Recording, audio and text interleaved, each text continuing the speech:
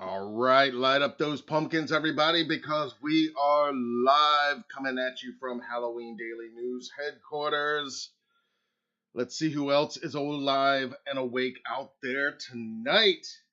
Happy Michael Myers Monday, everybody. What's going on? If you are new here, welcome to our weekly live broadcast where we gather and engage and converse and sometimes just shoot the shit with Halloween fans and fanatics and sometimes the creative talent behind the Halloween movie franchise as well. You never know who's going to pop up in the live chat. Every now and then we do have some surprise special guests joining us, so you never know what's going to happen.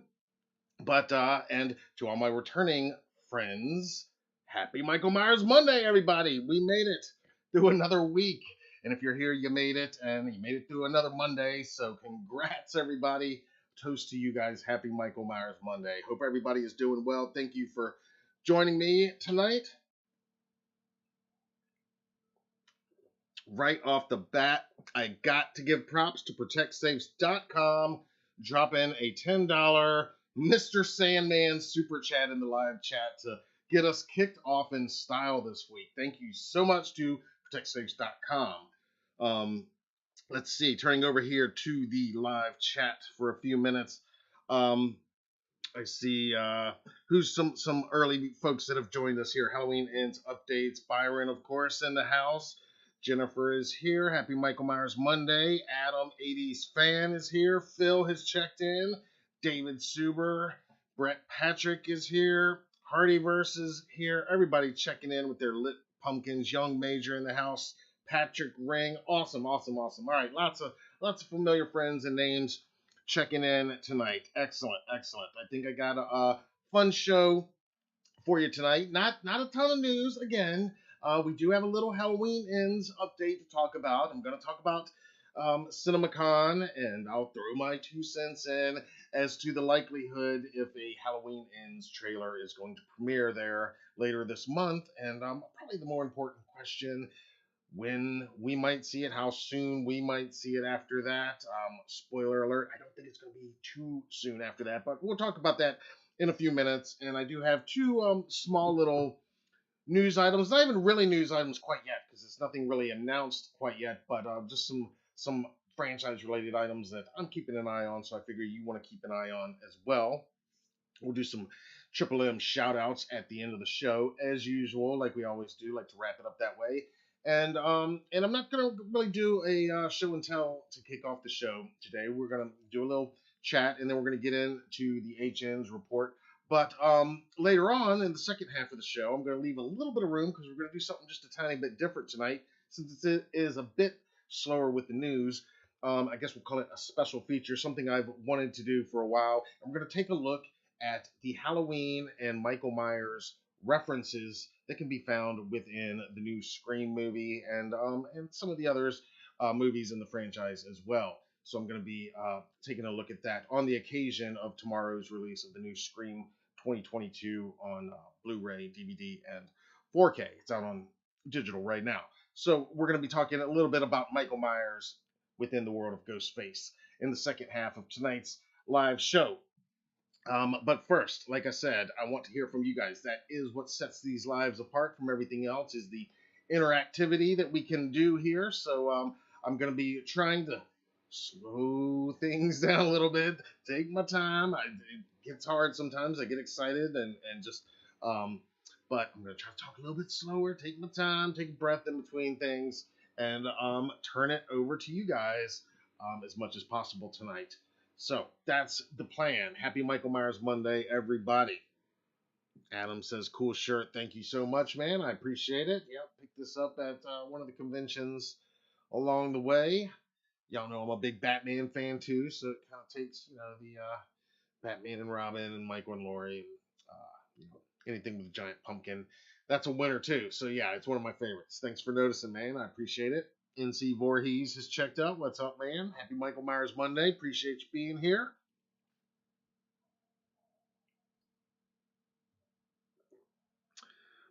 Protect says you never know who's going to stab in. Well, that's very true. That's very true. What was it?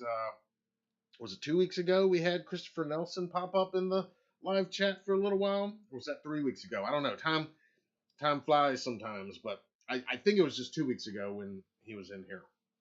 And we've had a few other luminaries from the franchise um, pop in from time to time. So you never know. And we are going to have some cool interviews coming up, franchise related and outside of the franchise, here in the next few weeks that I'm going to be cluing you guys in on. I'm not going to talk about it tonight because nothing is quite firmed up or in the can quite yet to where I can talk about it. But we are lining up some exciting stuff as we get closer to the return of Michael Myers in Halloween Ends. So that's what we're going to talk about right now. To start off with is the CinemaCon news that Universal is, of course, doing a presentation at CinemaCon. Um, I'm going to give just a few more minutes for a couple more people to get in here. I see Jordy has checked in. Hello. Thank you for being here once again. Staying up late again, it seems. Awesome. Again, I know I say every week it's not going to be long. We're trying not to keep you guys up too late tonight. I don't think we're going to be here real late. Cheers to you guys. Thanks again for being here. Happy Michael Myers Monday, everybody.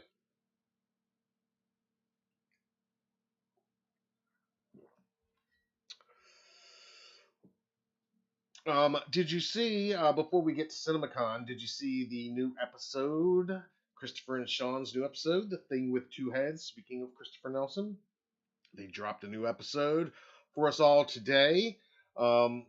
I actually still haven't finished watching it. I got about a half hour or so to go before I finish it, but I was listening to it some earlier today, and Christopher did talk a little bit about wrapping Halloween Ends. Of course, nothing, nothing spoilery, obviously, or nothing like that, but he was wearing his crew shirt that we saw posted online and that we talked about in previous reports and live streams here.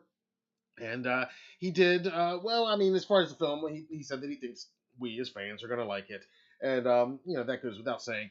But and that he's very proud of being involved in it. But it was very interesting for me, and I think it will be for y'all, and probably was for y'all if you've already watched it.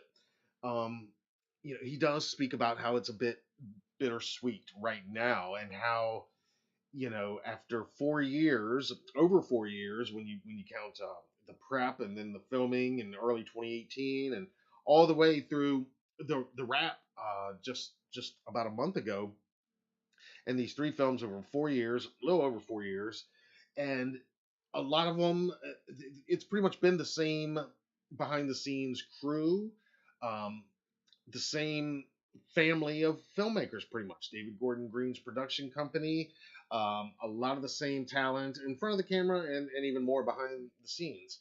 And we looked at many of those posts when they wrapped, and I remarked on, it's kind of cool, and to see that it is a little bit emotional for some of them, and it means that much, because I know it means that much to a lot of us. So it's kind of good to see that it's emotional. And so Christopher kind of expressed that a little bit in his own way on that episode. It looked when you watch it, I think you'll agree. And so it's kind of cool. And he remarked on how when you're in the middle of it and you're making these things, you don't really step out and really think about it too much, and its place in the legacy of the bigger picture, and even more so when there's this next film that's coming, and then this other one, and so and then when it's over, though, it's over. It's so sudden, and there is that bittersweetness. You're back at home, and you're like, wow, that was a wild ride, and now that franchise, as it is in this form, will rest, presumably for a few years, and until it's resurrected in some other form, by some other team. And it is cool as a fan to see that it means that much to so many of the people that have put so much into it. So that leads us into tonight's Halloween Ends update. What's up, Dark Man? Happy Michael Myers Monday. Slimy Green Creep Machine. I like it. Like that name. Happy Michael Myers Monday. Thanks for being here, everybody. All right. So, CinemaCon is coming up this month at the end of April 2022. CinemaCon is the annual convention showcase for theater owners. All the biggest theater owners in the country gather. It's in Las Vegas, and all of the top studios have presentations, and they preview their upcoming slate of films for the next year or so. And so, of course, among the studios, I mean, they're all going to be there. Warner Brothers is going to be there. Sony's going to be there. They're all going to be there. Disney is going to be there. That's going to be one, not related to this franchise, but we're going to be watching their panel very closely because it's very possible that they may premiere a first official look at another highly anticipated Halloween sequel coming out this year called Hocus Pocus 2. Um, right after the Disney panel. Now that presentation for Disney is scheduled for April 27th, and the very next studio to present right after Disney on April 27th is Universal Pictures. So that begs the question, of course, is Universal going to drop some HNs in there in this presentation? And I think, the bottom line is, yeah, I think there's a real good chance to think that they're gonna want to push HNs in this presentation. You can look at the upcoming slate that Universal has of big films that they're releasing later this year. Arguably, the biggest on their slate is the next Jurassic World film. That's coming out in June, so they're absolutely going to be pushing that. Let's just go over here and look at the CinemaCon site for just a second here. Like I said, Universal, they're going to be pushing Jurassic World hard. We know that. They've got Firestarter coming out on Friday the 13th of May. That'll be just about 2 or 3 weeks after the CinemaCon event.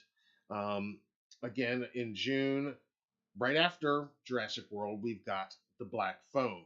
That's another Blumhouse production. Universal, originally it was going to come out a lot earlier. They moved it to late June. So I think all of these films they're gonna want to hype. Obviously, there's summer releases for sure. They've got some family animated films that they're gonna want to be hyping as well. This is all of Universal. But one of Universal's priorities is absolutely going to be, I'd say, one of their top 5, definitely one of their top 10 priorities for the rest of this calendar year is absolutely going to be Halloween Ends. And that is their going to be their priority for the fall. You can bet on that, definitely, for the month of October. And we can also look back on history as well. Let's look back on 2018. It was, in fact, at CinemaCon in late April of 2018. Jason Blum was there. He introduced Jamie Lee Curtis. She came out to the live audience and introduced the first official trailer for Halloween 2018. That is where it was first seen by public eyes. Now, the press is not allowed inside of these events. I mean, some media is allowed in, but they can't, you can't record anything. Obviously, it's very strict. As it is at some of the, like San Diego Comic Con when they would premiere giant trailers back before pre-pandemic. But so they can't obviously put out what is seen there, but descriptions of that trailer did surface right away. There were reactions right away. To put that in perspective, just a week prior to the release of that trailer back in 2018, and that was not the release of the trailer, excuse me, the premiere of the trailer back in 2018, just a week prior to that, on April 19th, 2018, that's when the first ever teaser poster for Halloween 2018 was released to the public. And John Carpenter, Jamie Lee Curtis, they all posted it kind of simultaneously on that day, and that gave us our first look at the H4O mask, the 2018 mask, the old man Michael Myers, if you will. That was our first look, that iconic poster, and that was April 19th of 2018.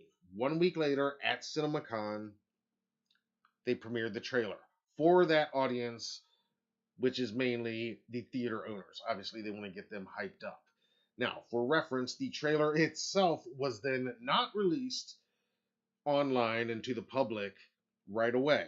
In fact, it was not until the first week of June that the first official trailer for Halloween 2018 was released online, and we all got to finally see it and geek out.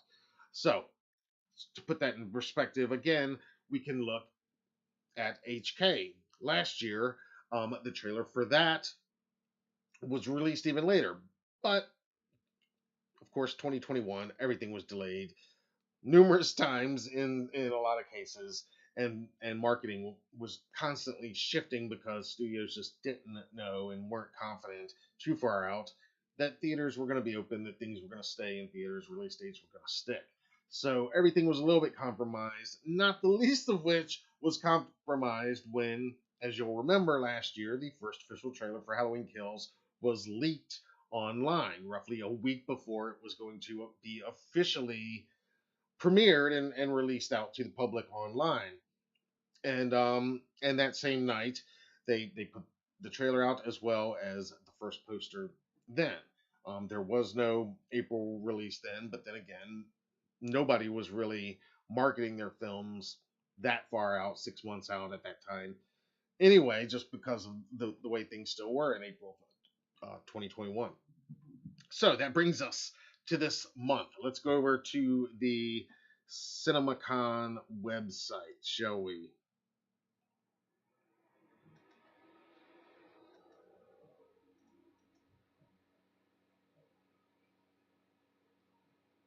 Between starting at 4:15 p.m., that is Las Vegas time, mind you. Universal Pictures and Focus Features will have a presentation featuring footage from their upcoming slate of films. And those films I named are just a few of the ones that you can expect them to be previewing here. Also, with Focus Features, that tends to be the more serious minded, almost like Oscar bait type films that Universal puts out. Um, but is Halloween Ends going to be part of that presentation? I mean, I would not be surprised at all if that audience gets the first look at the first official trailer for Halloween Ends. It is absolutely a priority release for Universal. They're going to want to start building the buzz, and it's timed about right for something like that to have been put together. Jason Blum had estimated roughly around the same time a first cut of the film might be ready. An early trailer could easily be put together from that first cut.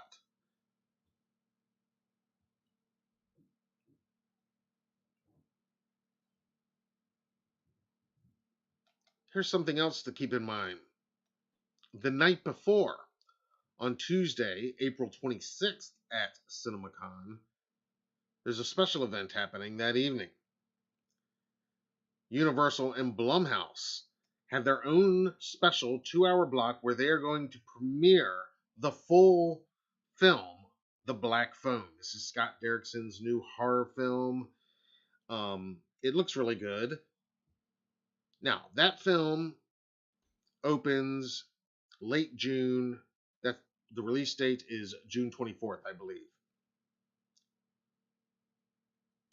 Now, I've been saying all along, for a while now anyway, when do you think Halloween Ends trailer will be released to the public?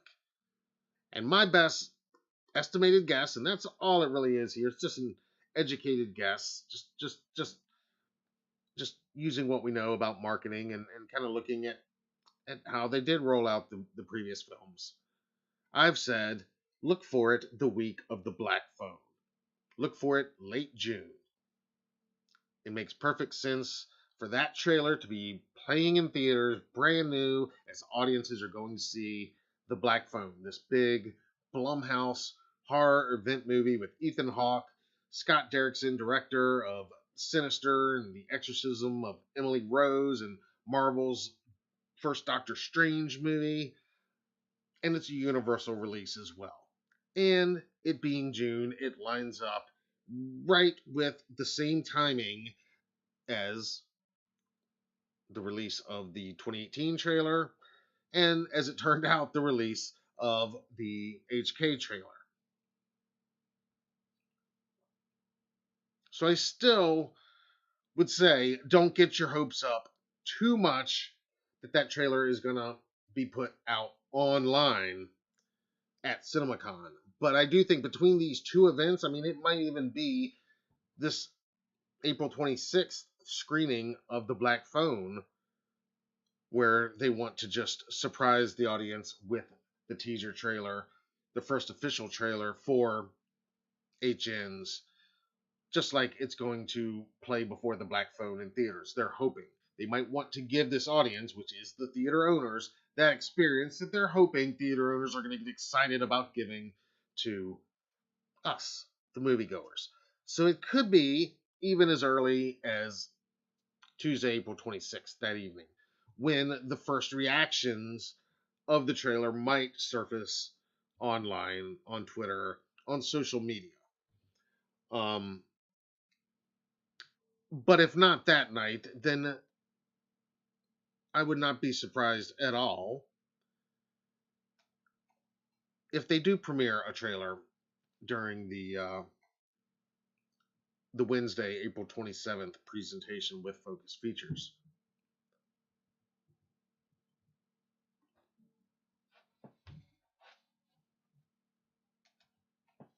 But again, I would just caution everybody, don't get your hopes up that they're going to put it out to the public online right away. I'm going to stick with my June prediction that I still think it's going to come out right that same week as the Black Phone. I think it just makes too much marketing sense. And Universal, they want their horror audience to focus first on Firestarter, Friday the 13th of May. Then they're going to kick the marketing into overdrive for the next month for the Black Phone. And then they're going to want to drop in some Halloween ends. Now, in between the late June release of the Black Phone and, of course, October release of the mid-October release of HN's, there's another massive horror event that is happening, and it too is coming from Universal Pictures, and that is, of course, Jordan Peele's much anticipated Nope. This is going to be another big summer release. It's going to be a massive horror summer release. Um, Again, how that's going to factor into all this, all I know for sure is if they're going to hype anything with HNs, they're going to be hyping Nope even more. Like maybe a new trailer for Nope. I know we just got a new one, but they're really going to want to be pushing that one more than HNs right now. Obviously, that's the next huge release, even bigger than the Black Phone and Firestarter. Now, another thing that I said is I wouldn't be surprised if we get some kind of first look image prior to the trailer, like way prior.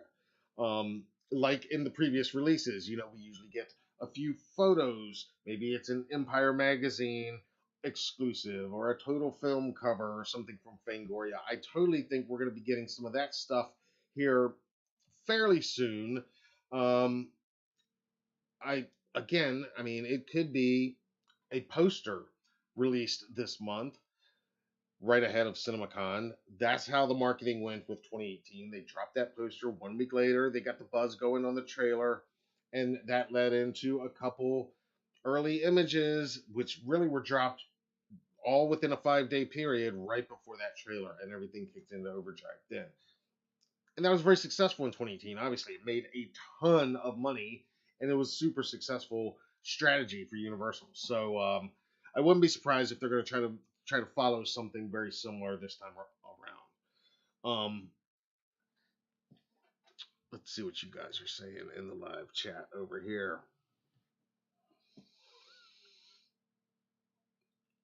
Let's see here.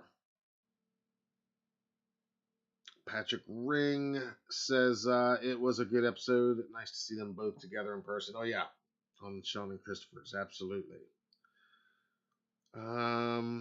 What's up, Byron? Happy Michael Myers Monday.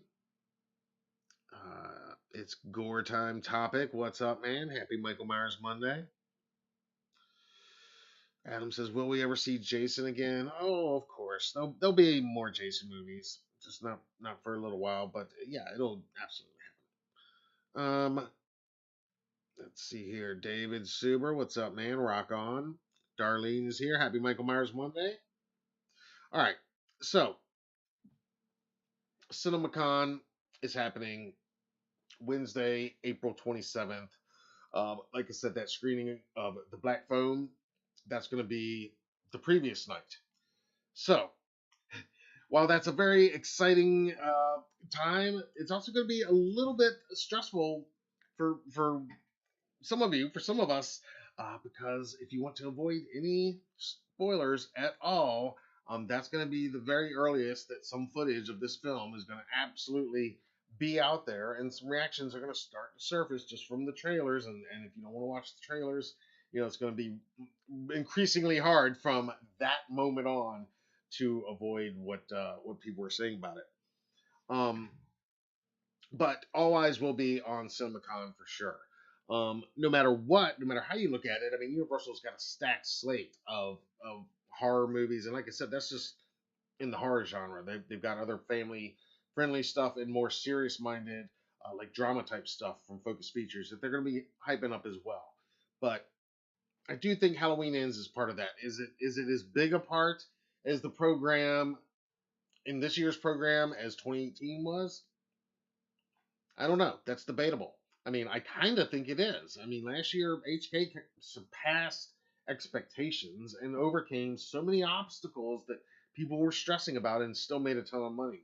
And then 2018, of course, broke records in its own right and made a ton of money and surpassed expectations. So I think Universal would be foolish not to use this opportunity to start getting theater owners excited, and then of course it will start getting the buzz for that trailer going, and then we'll have another 2 months or so of fans saying, "Just release the trailer, release the trailer, release the trailer."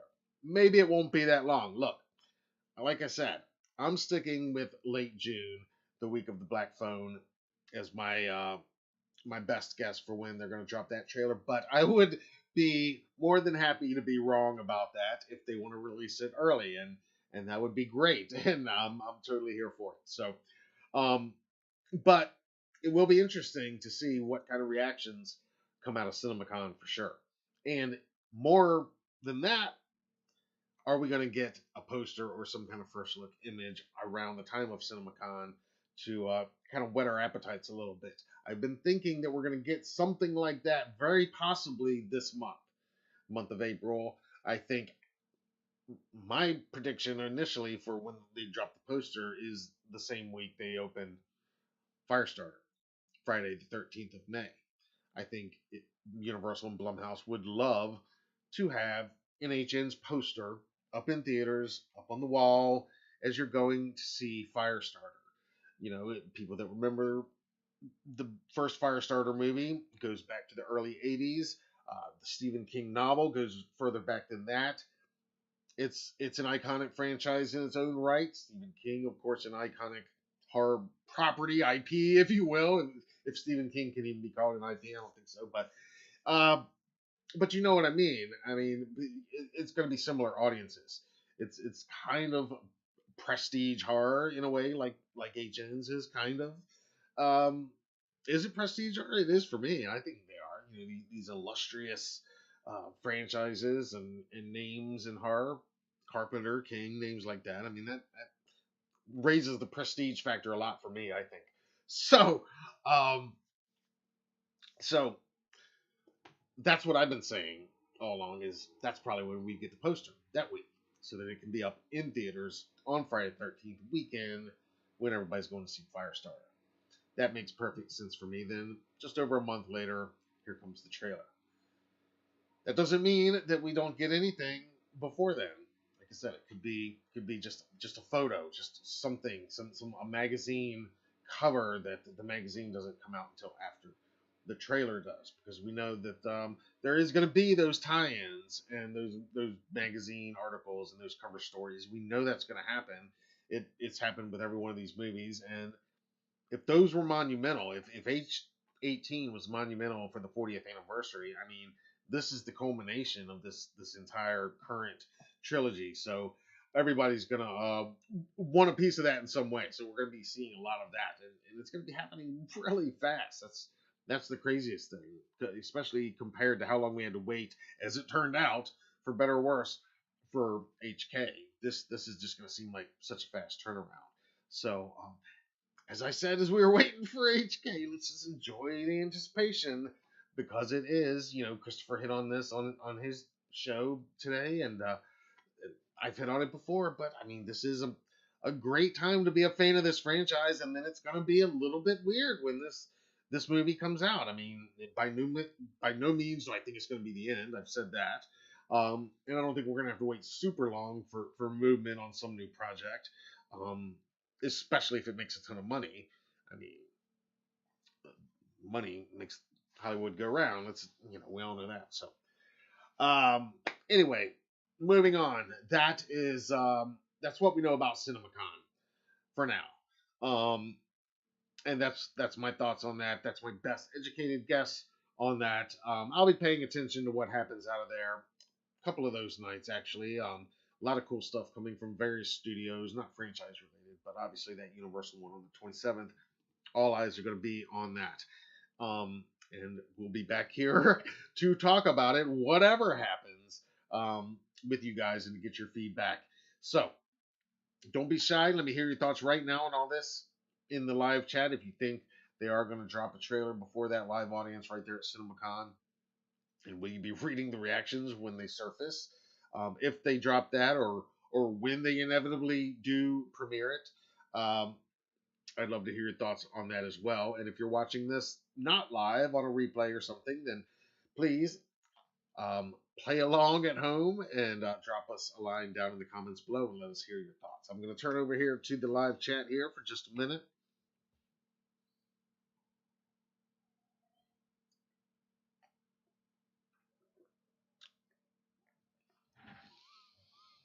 Adam says, ready for October? Hell yes. Jake Blaster Productions has checked in. What's up, man? Happy Michael Myers Monday. Spawn's here. What do you think about a sequel to Season of the Witch? Could be interesting. I know a lot of people want to speculate about where the franchise goes after Halloween ends. I know there's lots of thoughts on that. Could it be a Season of the Witch thing? Could it be a TV show on a streaming network? Could it be a Jamie Lloyd thing? Look, I'm all for that, and something tells me we're gonna have plenty of time to discuss all of those possibilities and all of those speculations and hopes and um but I'm gonna spend these next 6 months enjoying the rollout of Halloween Ends and just the fact that we are in this time where this has never happened for this franchise. I was thinking about this the other day too.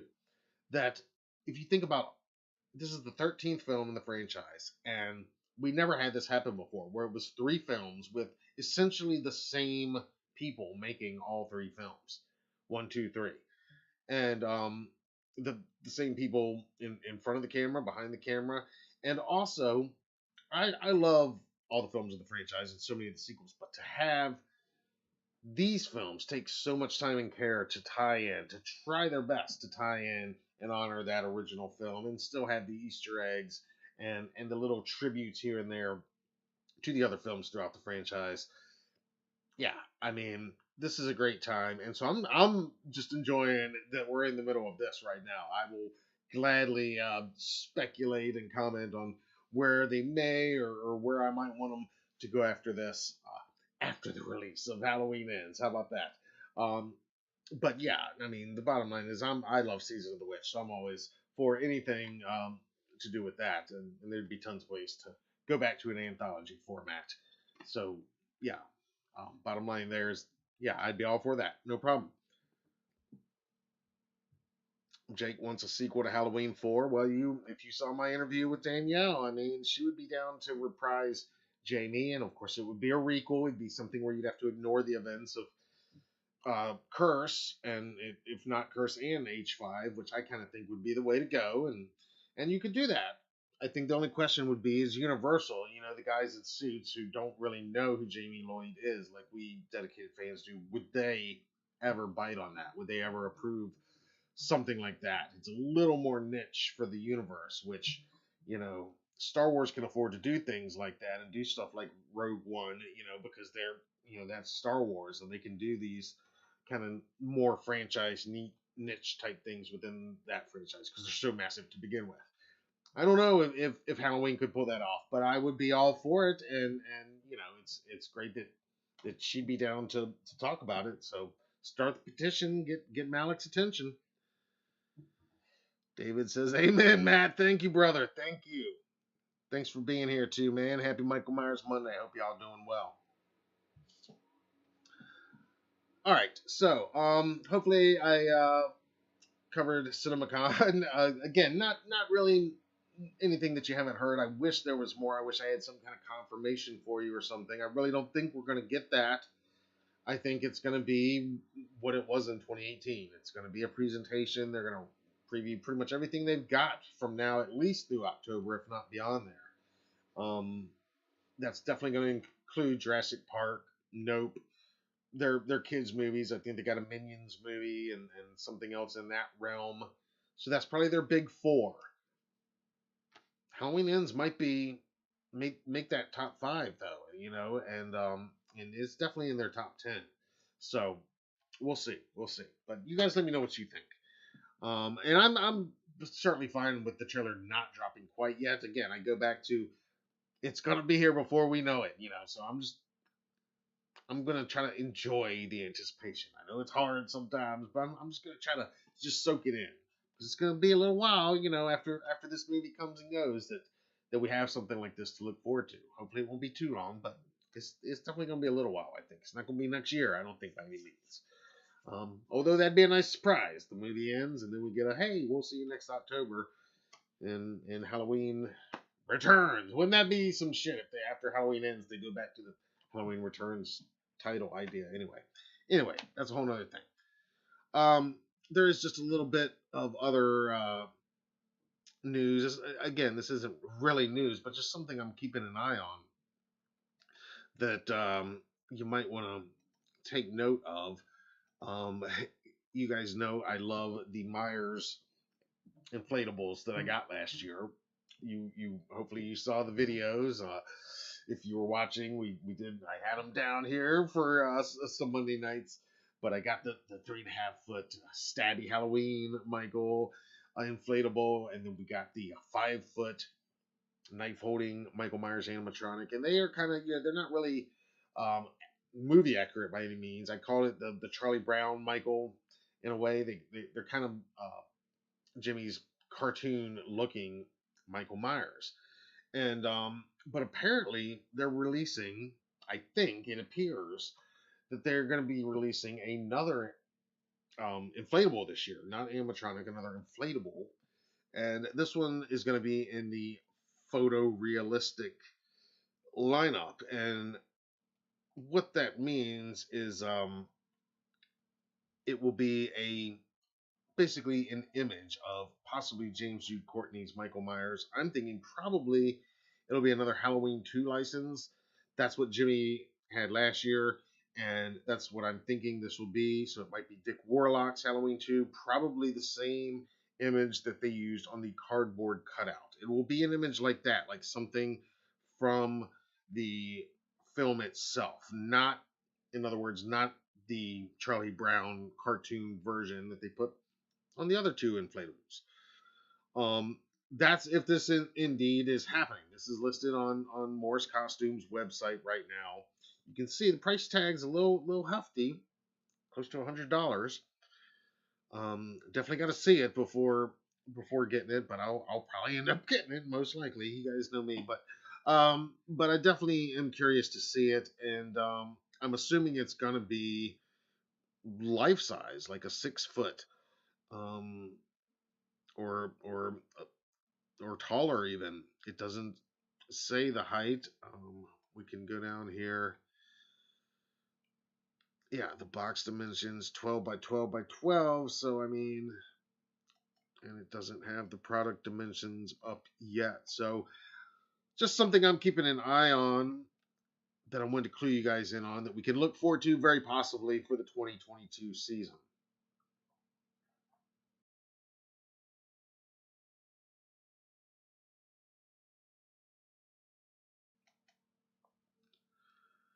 And then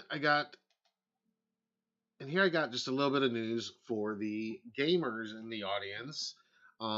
Dead by Daylight. We reported on this a while back. The excuse me, the website leaksbydaylight.com. They've been covering this rework of the Haddonfield maps within the Dead by Daylight game, where they're getting basically some upgrades to how Haddonfield looks within the video game Dead by Daylight. And according to Leaks by Daylight, that's this site where we're at right now. Dead by Daylight has new licensed Haddonfield map graphical rework images that they have premiered now that we're going to take a look at.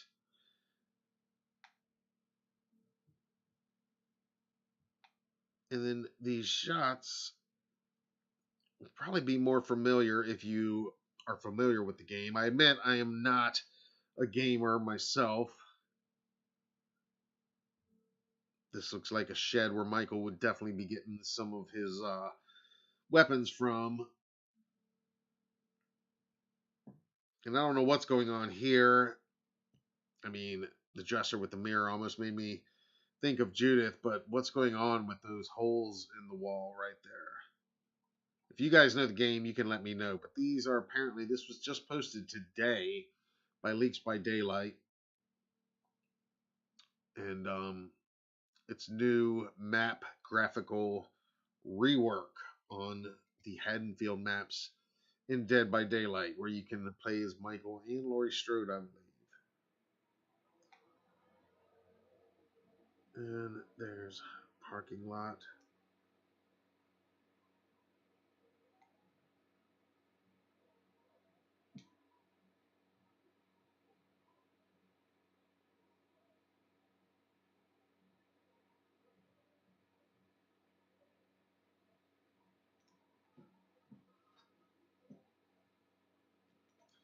So we'll be keeping an eye on that when those reworks are official. Let me know if you played Dead by Daylight and if you're looking forward to that.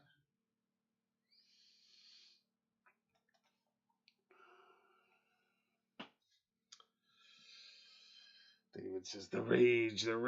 Yes, yes, yes. All right, Spawn has to go. All right, good night. Happy Michael Myers Monday. Thanks for joining us. Larry, what's up, man? Happy Michael Myers Monday. HN says, tomorrow's my 25th birthday. Awesome. Happy birthday. Happy Michael Myers Monday and happy birthday. How about that? Bob Birkin says, I shot him 6,666 times. Yes, yes, yes. Excellent, excellent. All right. David says, looks good. Yeah, it looks pretty good. You guys let me know if you you play the game and if you're updated on all that. I have played it. I mean, my son's got the game, and I have played it. I like it. I'm just not as up to date on the game and stuff. Last time I was, it was Pac-Man in the arcades and the original Nintendo at home. So that gives you an idea what kind of gamer I am. Darkman's asking what we're drinking. This is my traditional Michael Myers mango twist. Just a little bit of some alcohol with a little bit of some juice.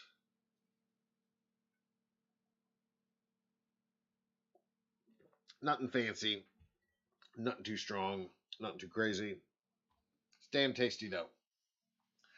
All right, what we're gonna do right now before we do shout outs is something a little bit different, something I've been wanting to do for a while. Let me see if I can pull this up here. We're going to talk just a little bit about Halloween. You know, we've got an entire section on the website. I don't know, some of you may already know this, but if you didn't know, we've got an entire section on the website dedicated to Halloween references, just in pop culture throughout, in other films, in TV series, wherever. And it's always fun for me. It's always been fun to to look for these, and it occurred to me a few years back that I should be kind of maybe keeping track of these, or accumulating these, because they're all over the place. It's like Wizard of Oz references. They're referenced every 5 minutes in everything you watch. And there's some other movies like that. The Godfather. There's a lot of landmark movies. Well, Michael Myers in the Halloween franchise is referenced quite a bit throughout various pop culture properties as well, and has been for many years. So I've been trying to catalog as many of those as possible, and just to have a running catalog, because there's always more, of course, as time goes on. And so I don't by any means have all of them. So this is in a way a call out to you viewers to help bring us, when you spot a Michael Myers or a Halloween franchise reference in a TV episode, whether it's that music or just a Michael Myers mention or anything like that, a head tilt where it's clearly like, let us know, tag us, shoot us a message, drop a comment, whatever. Let us know. Chances are I probably already know about it, but I know there's tons that I haven't discovered yet. So that brings me to what we're going to do tonight. Tonight we are going to be talking a little bit about one of my other favorite franchises, and that is the Scream franchise. And we're doing this on the occasion of the release of the new Scream 2022. It comes out tomorrow, Tuesday, on 4K, which we've got here, Blu-ray, and DVD. It's already out on digital right now, but I am a hardcore sucker for physical media. I'm all about the physical media. You got to have it. So, and the 4K includes the digital too. So here it is. Paramount was cool enough to send us an advance copy, so I checked it out over the weekend, and I just published my written review of the film. And so we're not going to go over that right now. What we're going to do tonight, because what I didn't put in the written review, and what I've always kind of wanted to talk about and do a special feature on, and I toyed with doing an article version of this, but I said let's do a video, and let's do it live. Let's do it right here. So I will probably release a shorter edited version of this on the channel later this week, but we're going to do this together tonight. We're going to talk about the Michael Myers and Halloween franchise references that can be found within the brand new Scream movie, as well as the previous films and even the Scream TV series. And there's quite a lot of these references when you're looking for them in these in the franchise. And you got to go back to the original Scream, more than 25 years ago now, back in '96. Wes Craven's classic, written by Kevin Williamson. It's a masterpiece, and it really changed the game. And it is, in so many ways, a love letter to the entire horror genre. Um, it's a love letter to horror fans. They are making light fun of the genre while still doing it in a loving way that pays homage as much as it pokes fun. And it's just done with the perfect balance. Full spoiler alert now. If you've never seen any of these Scream movies, you might want to turn this off right now, because I'm about to go into some serious spoiler territory, like revealing killers and all that stuff. Because I'm going to assume if you're watching at this point, you've seen these movies. If you haven't watched the new one, you're probably going to want to watch that first. You can read my review before you watch it, because that's spoiler free. But this conversation I'm going to do tonight, probably going to be a little more spoilerish. We will be mentioning some things that definitely spoil the films. So if you don't want any of that, I understand, as much as I love you being here. But we're going to go into this now. And most of you should know this. It's just some quick background on this franchise that has always shown so much love and respect for the originals, the classic franchises that it is standing on the shoulders of in so many ways. And of course, top of that, in many ways, is the Halloween franchise. Kevin Williamson himself says that John Carpenter's 1978 Halloween is his all-time favorite movie. So as much as the original '96 Scream is a love letter to the Halloween genre, or to the horror genre, and to horror fans, it is a love letter to Halloween.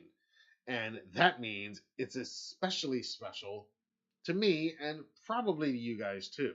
There's a ton of references to the franchise just in that first film. So I'm going to name the ones that really stand out to me, that are really obvious. And tonight we're going to be really talking about the vocal references. There's tons of thematic and even uh, sometimes visual references that I won't even really get that into tonight. But please, if there are ones I've missed, I know there are some. Uh, Chime in, let me know either in the live chat here, in the comments below if you're watching this later. Let me hear the ones that I've missed. So we're gonna go through this now, and we're gonna just kind of run through these references to this franchise that I've accumulated over the years watching these films. Actually, it was over the fairly recently. I rewatched all the films before the new one came out, and then this weekend, like I said, I rewatched the new one, and again took note of it, and that's what got me thinking now's the time to definitely do this. So I've been wanting to do this for a while. So tonight we're gonna get into it. So let's let's break this down here. All right, so we're gonna go right over here. First of all, let me pull up.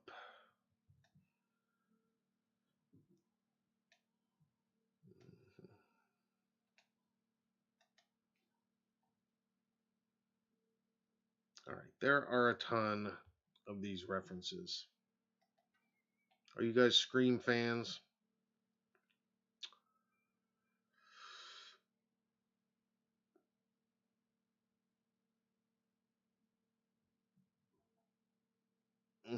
Coco De Loco says, "Goodness, I graduated in May of '96. Saw at the Dollar Movies after it had been out a while." Yeah, nice. Dewey's a former WCW champ. Adam says, "Yep, I remember that too." Would have been cool if Wes Craven could have done a Halloween sequel. That would have been cool. Yes, that would have been cool. But he did give us Scream and 4 great Scream movies that I do love. All right, let's move back over to Scream here real quick. All right, so I'm just going to go through these kind of fast because, like I said, there are quite a few. But let's hit this.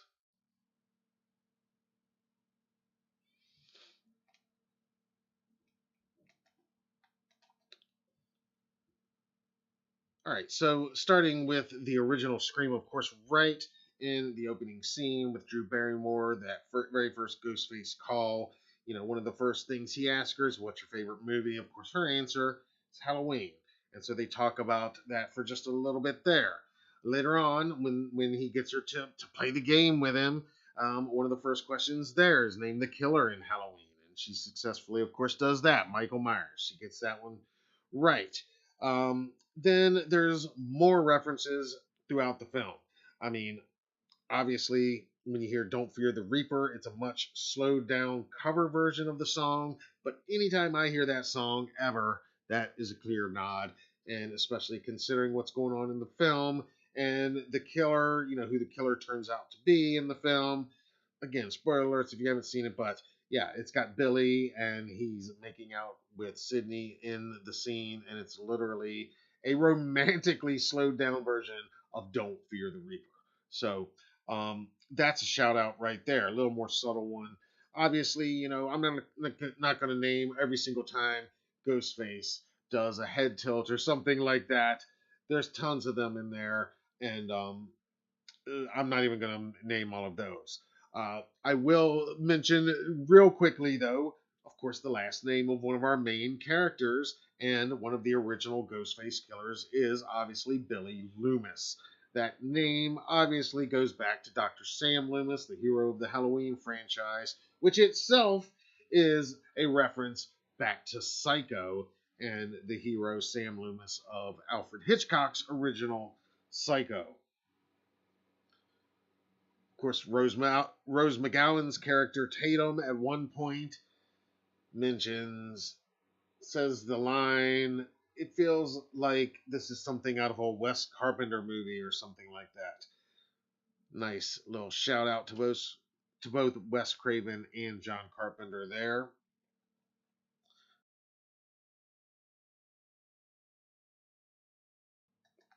And there's even some even more subtle, um, and there's even a more subtle nod in the video rental store. Remember what they look like, kids?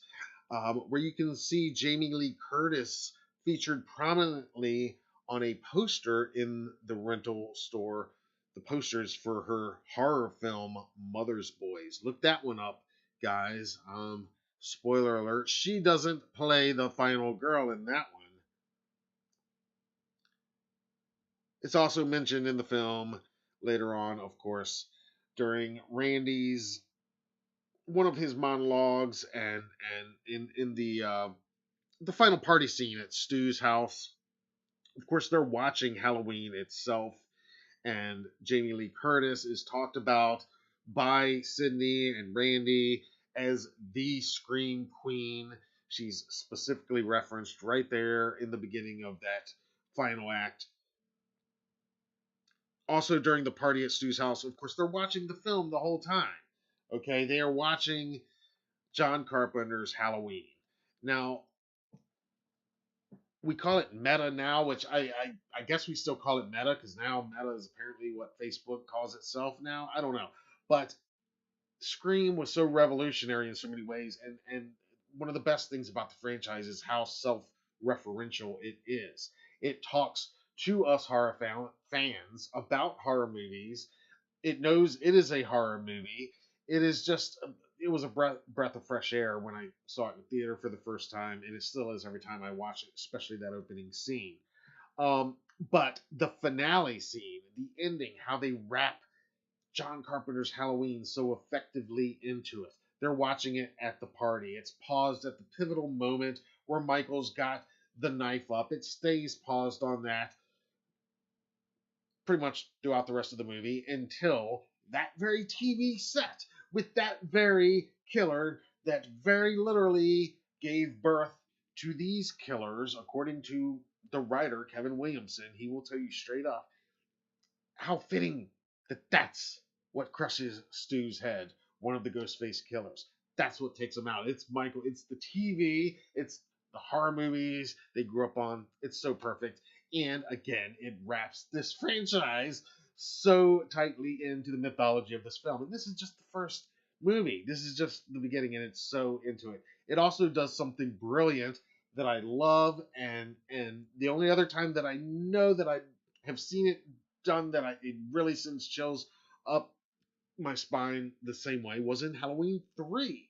Remember in Halloween 3, after Cochran gives his speech to Chalice, he puts the skull mask on him, he's walking out, says, "Oh, and happy Halloween." He leaves, and what's on TV? It's John Carpenter's Halloween. The music that's playing in the scene on the TV all of a sudden gets louder after Cochran says happy Halloween and leaves. It becomes the music of the of Halloween 3 at that moment. So part of the H78 soundtrack actually becomes part of the soundtrack of H3 in that scene. I always love how that works, how that they intermingle at that, and musically how it really comes out of the TV and becomes the music in the movie we're watching, not just the music that they're watching on TV. The exact same effect is done with Halloween 78 at the end of Scream. They have the music from the still rolling DVD. No, the still rolling VHS tape. Excuse me, the still rolling VHS tape. You know, as Dewey as they're creeping through the house looking for the killers, and you're hearing John Carpenter's music from the film playing in the other room, now acting as the suspenseful soundtrack to this movie, so influenced by it. So the references in that original film, obviously, there's no shortage of them, nor to plenty of other franchises and landmark films and filmmakers as well, but none more than Halloween. And again, Kevin Williamson has said as much. Now I'm going to take a break before I talk about the other films because that was a mouthful on the original Scream. Adam says stream has been totally awesome. Thank you, man. Thank you. I got to take a breath for just a second here. Yeah, let me get that off the screen for just a minute.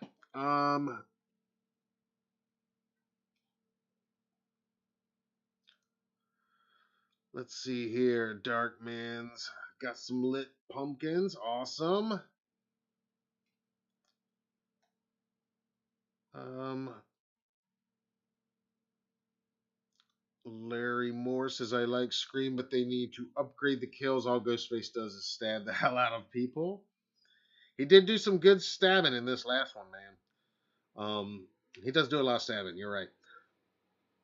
He doesn't have quite the assortment of weapons that Michael does, but then Michael doesn't have quite the assortment that Jason does. So, but yeah, they could change the methods a bit, probably.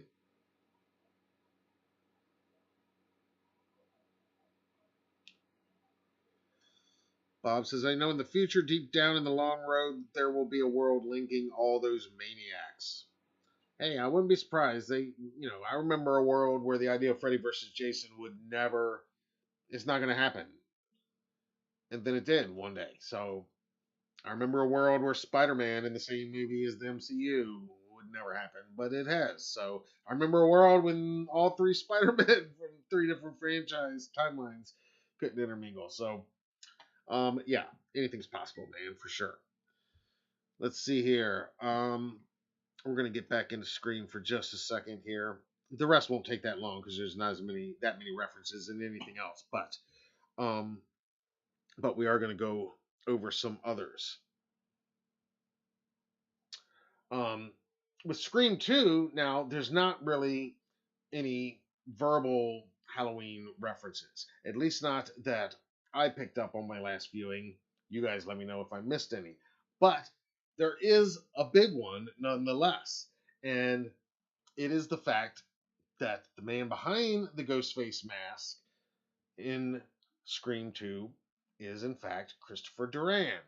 And if that name sounds familiar to you, it's because hopefully you've read my interview with him at HalloweenDailyNews.com. Go check it out if you haven't already. And also because he played Michael Myers, aka The Shape, in Halloween H2O, the 1998 sequel. Now, it gets deeper than that, though, because if you'll remember, in H2O, some of the characters are actually watching Scream 2 on TV. So Chris Duran is Ghostface, and then he's Michael Myers in H2O, and H2O is watching Scream 2, where he's also Ghostface. So this is very meta, very fitting of the Scream universe happening again here in the Halloween universe, in the Halloween franchise. And you could argue that it gets even deeper than that as far as the Kevin Williamson connection, because Kevin Williamson, of course, was involved with H2O. He was also obviously the writer, franchise creator of Scream, and he also created the long-running TV series Dawson's Creek, which starred Michelle Williams, who, bringing it full circle, is of course one of the young stars of Halloween H2O 20 years later. So that keeps it all in the family. So there's some subtle references to the Scream franchise and baked into Scream 2. Then we get to Scream 3, and it's not really mentioned. I could be wrong. Let me know if I am. But the biggest reference to the franchise to me in Scream 3 is that the big reveal at the end is that the killer this time is Sidney's long lost brother. It's very much a sibling angle that reminded me immediately of another sibling angle of a killer hunting down his sister for whatever reason, and that, of course, being the relationship of Michael Myers and Laurie Strode in that original timeline and in that H2O Resurrection timeline. Anyway, um, so there was that, and there's that kind of connection in Scream 3. There might be more that I missed or that I don't recall. Now, before we move to Scream 4, let me take a drink. Jennifer says, "Do I remember spoof movies of Scream scary movies?" Yes, I do. Yeah, yeah, there were some good ones. There were some hilarious ones.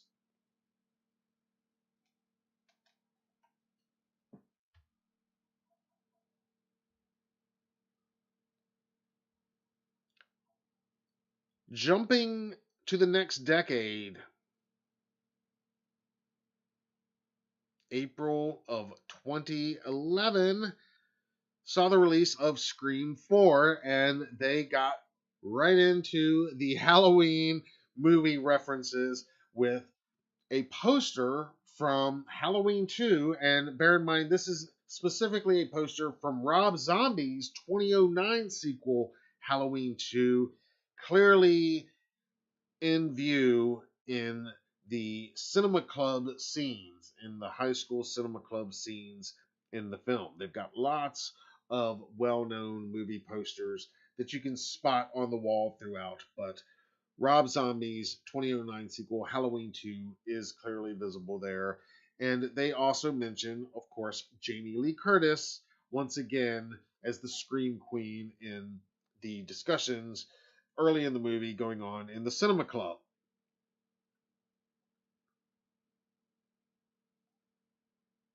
And then it's referenced later on when Kirby, the character Kirby, played by Hayden Panettiere, she gets a call from Ghostface and he starts asking some questions. One of those questions is name the weapon of choice of the killer in Halloween, and she correctly answers butcher knife.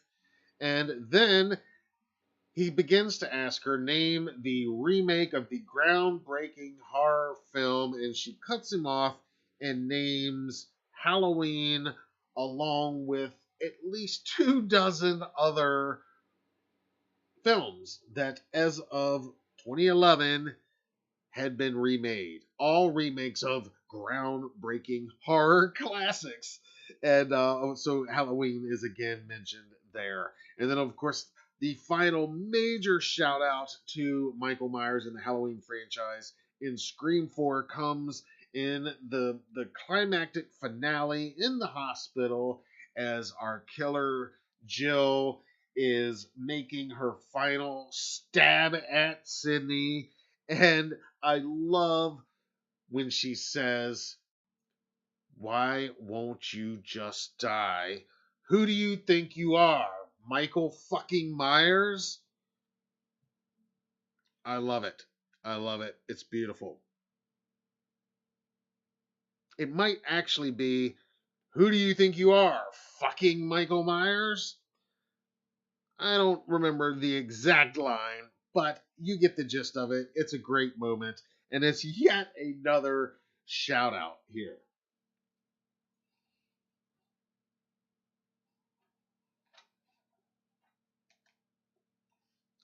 But it doesn't even end there in the movies, even. There was a Scream TV series. Yes, I know it wasn't as good as the movies. I agree, it wasn't as good as the movies. It had a certain charm. I did watch it, honestly. I watched all of it. And it too had quite a few Halloween movie and Michael Myers references. Now, I'm going to be honest here. I probably missed a couple in throughout the 3 seasons of the show. There's 3 seasons total. But here are a couple notable ones that I did pick up. Again, the Scream TV series, it aired for 2 seasons on MTV, and then they kind of relaunched it with a third season called Resurrection that aired on VH1 with an entirely different cast and storyline. Anyway, the point is, in episode 1, in season 1, episode 1, there is A classroom discussion once again. This time, the topic is fear. And the classmates and the teacher, they are talking about Gothic horror. And one of the students remarks that, what about The Walking Dead? He says that that's basically just like Gothic horror. And the teacher agrees. He agrees with him. And somebody else, another classmate, asks, well, what about Texas Chainsaw or Halloween? Now, the teacher had already said in response to The Walking Dead, he agrees, and he names shows that were on the air at the time of this series being on the air. Shows like American Horror Story, Hannibal, and Bates Motel, all being examples of modern horror and fear inducers that can be found on TV every day, more popular than ever in pop culture. And so one of the classmates in response asks, what about Texas Chainsaw or Halloween? There's your reference right there. In response, one of our lead characters of the show, Noah, responds, quote, those are slasher movies. You can't do a slasher on TV, end quote. Now, that is just a pitch perfect, scream worthy, super meta answer right there. I mean, obviously, that is the conventional thinking. You can't do a slasher on TV, but here they were attempting, anyway, to do a scream slasher on TV. A great line and a great way to reference Halloween, as well as all those others. Chainsaw, The Walking Dead, American Horror Story, Hannibal, Bates Motel, all called out and referenced right there in that one scene. Also, the town boogeyman in the TV series, his name is Brandon James, and his whole backstory is that he killed 5 high school students back in 1994 after an altercation that happened at a Halloween dance on Halloween 1994. So, mythology of this series, big boogeyman character tied to the holiday itself, as is our own Michael Myers. Still in this first episode of the first season, that same character, Noah, is at a party later in the episode, and he says, quote, at a party like this, you're actually pretty safe from your typical Michael Myers or Jason Voorhees type, end quote. He says that a slasher isn't a Terminator shooting his way through 30 cops in a police precinct. No, he's a wolf waiting for one of us to wander off alone, end quote. And that's just from the first episode. In season 2, they ended the season with what they called a Halloween special. It was actually what was originally intended to be the 2-part season finale. And the first part, the first episode of that season finale is titled Halloween. The second part, titled Halloween 2. The address of the beach house where these 2 episodes take place is 45 Lambkin Lane, of course, Michael Myers' address. And it being a Halloween special, it again takes place on and around Halloween itself. Like I said, for season 3, the series was technically relaunched as Scream Resurrection over on VH1 with a whole new cast, but very early on, episode 2, in fact, a character named Kim was clearly seen watching, again, Rob Zombie's Halloween 2007 on TV. Later on that season, episode 6, this was the season finale and what turned out to be the finale of the entire show.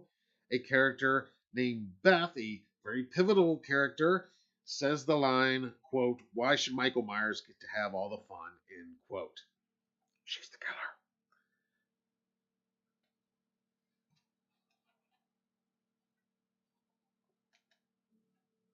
So, like I said, up to this point, no shortage whatsoever of Halloween references for this franchise. This franchise, in fact, loves the Halloween franchise.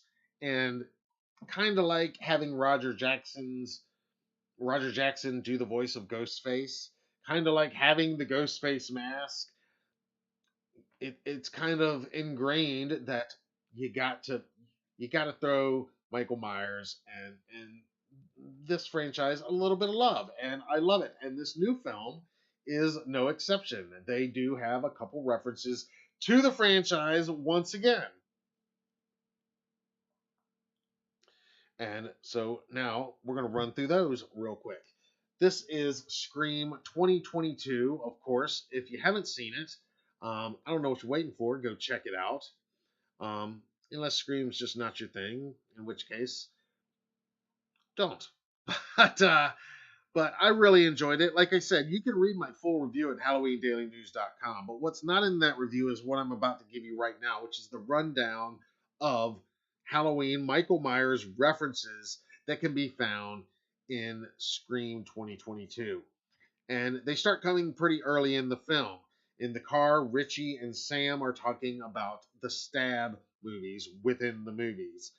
And Sam is explaining what they're about. Guy in a mask carves people up. Richie answers, "You mean like in Halloween?" And Sam says, "No, not like in Halloween." And Richie says, "Sounds a lot like Halloween." And Sam finally gives in and says, "All right, it's a little like Halloween." Later on in the bar, Chad gets into an altercation with Vince, and he calls Vince, quote, uglier Michael Myers. Of course, there's Mindy's monologue all about requels, where she obviously mentions Halloween 2018, which arguably was the requel trendsetter, the requel trend starter. And then, of course, they're watching Stab on TV, and the kids in Stab, recreating the events of the first movie, are watching Halloween 78 on TV, just like in the original movie. So all that is played, and so we're getting that again. It's also very interesting in the feature length commentary. One of the film's co directors, Matt Bettinelli-Olpin, says that he actually got to stand in and essentially play Michael Myers in Scream 2022, because rather than get the rights to actually use that tiny second of footage or just that freeze frame from the 78 film, they actually filmed their version of Myers to be freeze framed right there. And I guess they legally can't say that that's supposed to be Michael Myers or Halloween 78 playing, but we all know that's what it is. So technically, in a weird way, in this twisted up Scream and Halloween verse, Screamo Hallow verse, whatever this is, Matt Bettinelli-Olpin has kind of also played Michael Myers.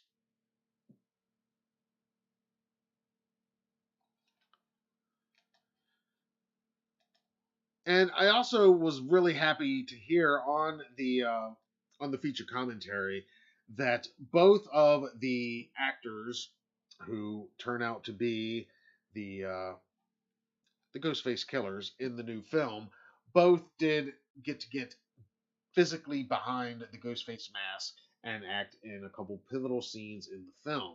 And of course, one of our new killers, Amber, she gives a great speech at the end, a really good psycho speech that kind of rivals Billy and Stu there at the end. And of course, she mentions Michael Myers. She says, quote, "You know what the worst problem with the Stab movies is? There's no Michael Myers or Jason Voorhees, no bad guy to keep coming back," end quote. And of course, that's their aim. They're these fans trying to rewrite or basically write a new, better version of the franchise. And and then she goes on to say, quote, "See, we had to bring the legacy characters back to make it matter. You can't have a bona fide Halloween without Jamie Lee," end quote.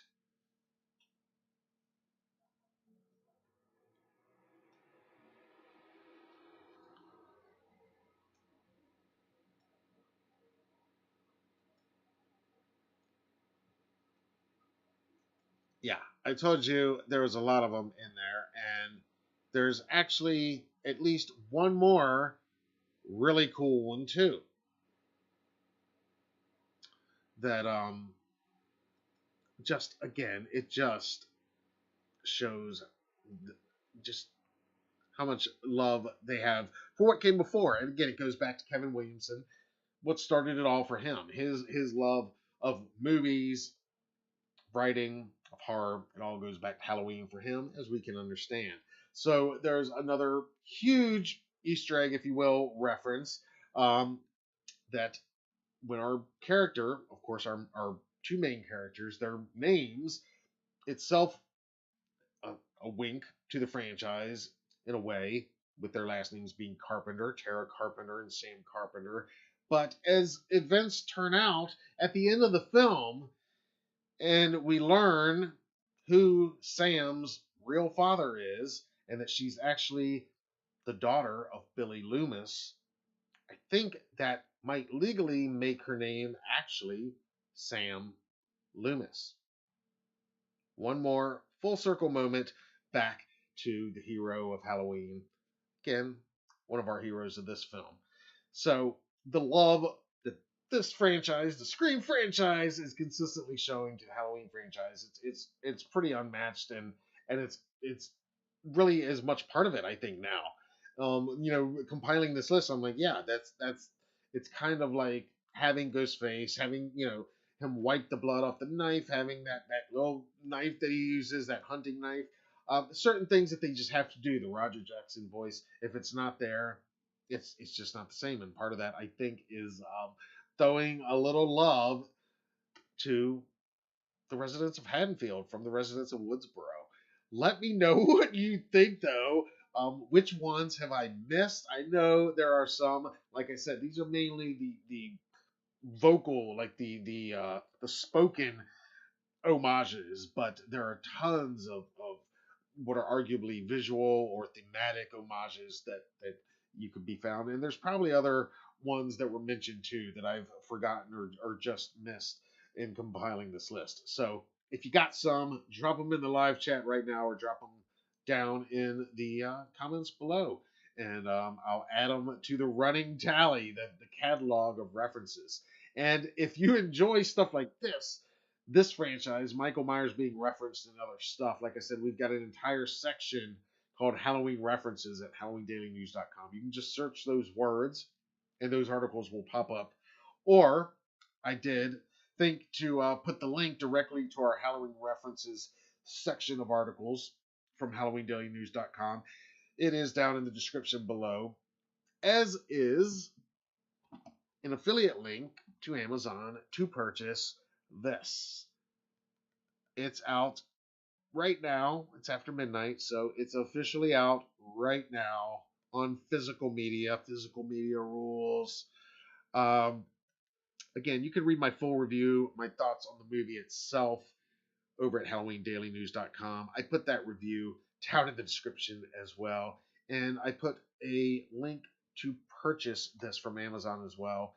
Um, it's got that feature commentary on it. It's got some deleted scenes. You can read all about that in my review because I reviewed the bonus features, break down the bonus features, and review the film over there. So you can check all that out. It's out right now. Like I said, thanks to Paramount Home Entertainment for sending us an advance copy. I appreciate that. And thanks for you guys for sitting through and listening to me share the Halloween movie references within the Scream franchise. Um, and like I said, let me hear the ones that I missed because I know there are some. All right, let's get back over here to the live chat. Let's see what I missed here. H2O, the two girls are watching Scream 2. That's right. Yep. Larry says, love the first one when Rainey was trying to warn Laurie that Michael was behind her, but Ghostface was behind him. Yep. That was a great moment. Absolutely. Larry says, "Shriek if you know what I did last Friday the 13th." I think I watched that one. I don't remember that one real well, but I do recall that title vaguely. All right. It is after midnight. I can't believe that we are on here this late yet again. You guys rock, man.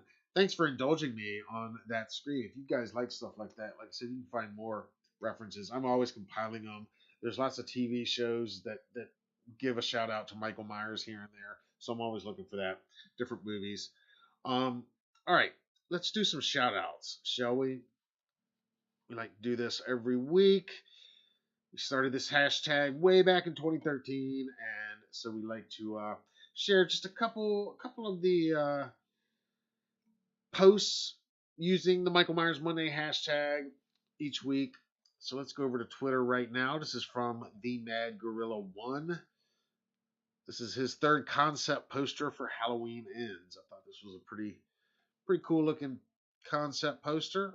Some fun fan art there. Coming our way October 14th. Evil Never Dies. Over here, we got another one from Twitter. This is from Joseph Falank. He says, for this week's Michael Myers Monday, I offer a peek at my work in progress overhaul of an H4O, my favorite of the Shapes masks. I like that. Moving over to Instagram right now, just in time for that other holiday coming up. This is from Witch by Weekend. She says, Happy Michael Monday, everybody. And she continues, now I know I try my best to understand people who don't love Halloween, but you will never convince me that anything is more frightening than a 6-foot bunny standing on two legs breaking into your home overnight to lay eggs. Absolutely not. I can't argue with that. Another one from Instagram. This is from Rascoon Hero. This is Michael Myers done 30s style. I just thought this was a really cool, different looking Michael Myers. Almost reminds me, I guess it is out of the 30s, almost like a old Popeye cartoon from the 30s or something like that. Definitely a unique and original and different looking Michael Myers. But y'all know I love my retro Halloween looks, and this kind of looks like that to me. So I wanted to share that one. Another one from Instagram from one of the men who has played Michael Myers himself. Of course, Dave Farrick, who played young Michael Myers in Rob's Halloween '07 remake. He says, don't scream, it's Michael Myers Monday. Remember, you run, I walk, I still get you. That's right, that's Michael. Yet another man who has worn the mask on screen, our buddy Douglas Tate, also got into the act today with his own Michael Myers Monday post. And look at him on set there, knife in hand, holding the silver shamrock skull mask worn by our friend Gavin, who played the unfortunate Dennis in the movie. You can check my interviews with Douglas and Gavin out elsewhere on this channel. Please do that if you haven't already.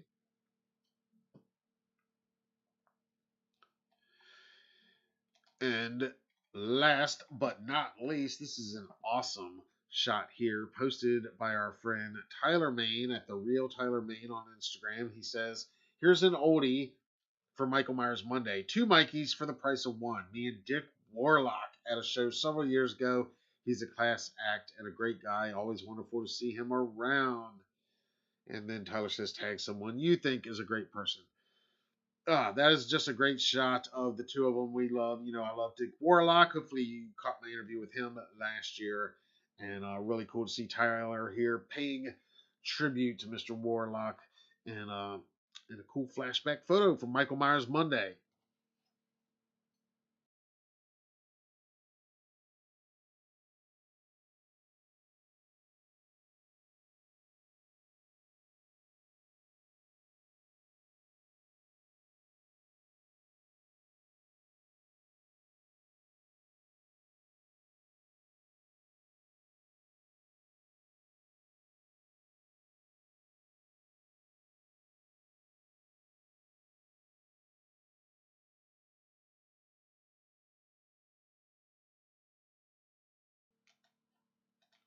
All right, that is Triple M shout outs, and shout out to Creepy Duck Design too. That's who.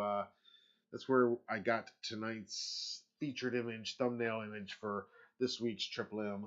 live video, and that's from one of his concept art posters, Creepy Duck Design. He's all over social media. We've talked about some of his artwork before, but really cool artist, does a lot of cool concept posters, and that's what we used tonight for this this week's Michael Myers Monday Live thumbnail. That's the word I was trying to get at. The thumbnail. I don't know why I couldn't think of that. All right. It is after midnight, guys. Larry says Dag loved him, and Doug Tate actually looks more menacing than James Jude Courtney. Nice. Coco says, are we going to turn into monsters at midnight? Little gremlins. I'm on the East Coast. I'm fixing to eat. Yep. We're over here on the East Coast as well. Awesome. All right, everybody. This has been a blast. Like I said, you will see some of this recut and reposted on the channel later in the week, probably. So for now, we're going to keep watching CinemaCon for any confirmation. I don't think we're going to get it. I think it's just going to happen. I do think it'll probably happen there. I don't think it's going to happen online for us for a little while after that. What I do think is far more likely is that sometime, and possibly as early as even next week, if 2018 is any guide, we could hypothetically get a first look image, be it a poster or some kind of still. I think those things are going to start coming up very soon. I don't think we're going to have to wait very long for that. And but yeah, I'm gonna, as far as the trailer, I'm gonna stick with late June for that. But we'll see. Maybe I'm wrong, and then we'll all be even more happy.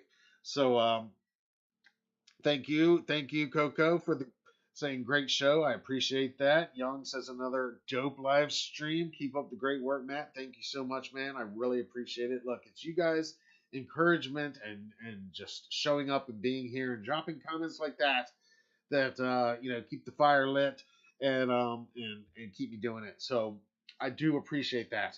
And let me know what else you guys want to see. Like I said, if you like stuff like the Michael Myers references, on a slower week we can do other stuff like that. I got tons of articles like that in the archives and different things like that I've played with in the past. If you were bored with it and want to keep it somewhere else, then we can do that. We can keep that as its own thing somewhere else. That's cool. Always, if there's specific people you want us to try to get on here and interview, I'm always interested in who you think and who you might request. Just check and make sure we haven't already interviewed them, because even if they're not here in a video interview, we've got tons of more interviews from the last 10 years archived at HalloweenDailyNews.com from throughout the franchise and outside the franchise as well. So that's all there. David says, fantastic show as always. Thank you, brother. Thank you so much. I appreciate that so much. Patrick says another great show. That's awesome. Larry, you guys are too kind. I love it. Thank you so much. Thank you guys for being here. You guys are awesome, and you guys really make it worth it. Adam, you too. Yeah, I love seeing that. Light up those pumpkins, guys. Yeah, tell a friend. Spread the word. Hit the share button. Share the live stream. Definitely hit the like button. That helps a lot. Drop us a comment down below if you don't mind. If you're here in the live chat, and just drop a pumpkin in the comment before you leave tonight. If you can just drop a jack-o'-lantern in the comment, that would help, because then YouTube sees a little more interaction.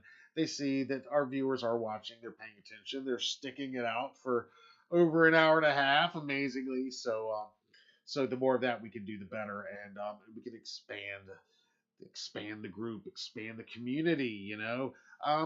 We don't expand too much, because sometimes you get a little too big, and more people, the more assholes. And I like it now. It's a little intimate, not really any assholes. Knock on wood. But some of that comes with the territory. But we do want more like-minded, cool people like you guys.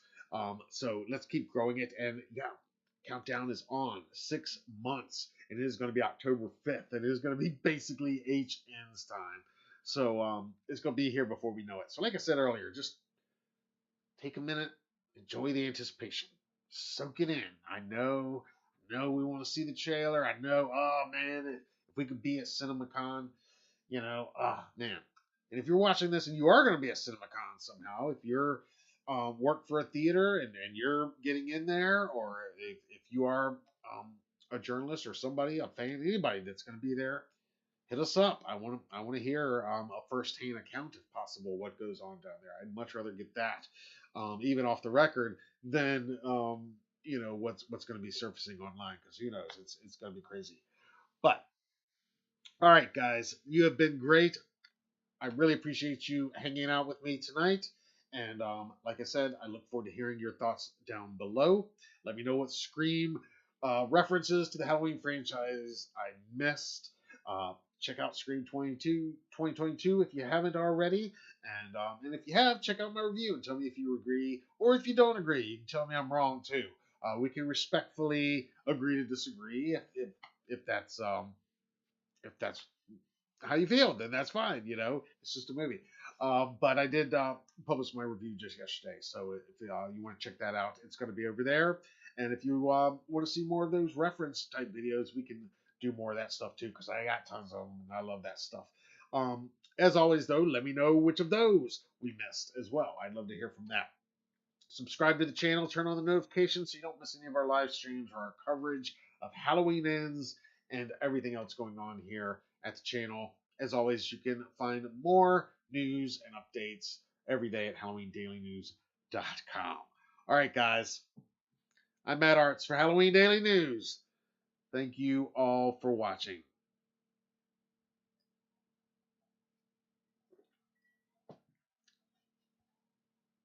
And happy Michael Myers Monday, everybody.